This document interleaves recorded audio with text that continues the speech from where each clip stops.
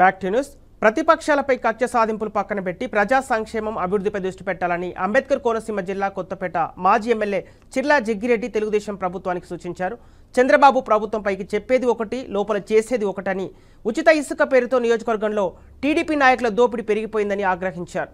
ఆడబిడ్డలపై అఘాయిత్యాలు పెరిగిపోతున్న ఉత్తర ప్రగల్భాలు తప్ప ఈ ప్రభుత్వం తీసుకున్న చర్యలు ఏమీ లేవని విమర్శించారు.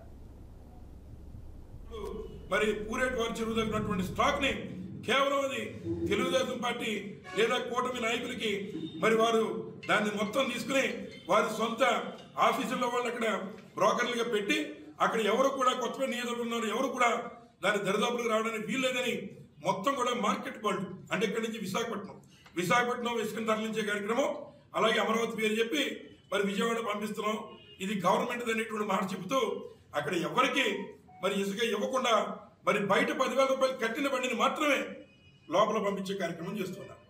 మరి ఏదైతే ఉన్నటువంటి రీచ్ 1లో నేను 139 బళ్ళు ఇళ్ళని చూపిస్తూ ఉంటే ఇవాళ బళ్ళు రోడ్ అంతా ఆవరించుంటే దానికి కేవలం నేను 55 బళ్ళు మాత్రమే వెళ్ళాయని చెప్పి రికార్డు పరంగా 4-5 బళ్ళు కొన్ని బళ్ళు పెట్టి మిగిలినంతా కూడా దోచేస్తున్నారని చెప్పి సందర్భంగా మనవి చేస్తున్నా. మరి ఏదైతే కలెక్టర్ గారు ఇచ్చిన గైడ్ లైన్స్ ఫాలో అవడం విఫలం అవుతున్నారో అక్కడ ఉన్నటువంటి సిబ్బంది అలాగే పోలీస్ డిపార్ట్మెంట్ వారు కూడా నేషనల్ హైవే మీద బండ్లు ఆపకూడదు, అట్లానే నేషనల్ హైవేలో ఆపుతున్నారు.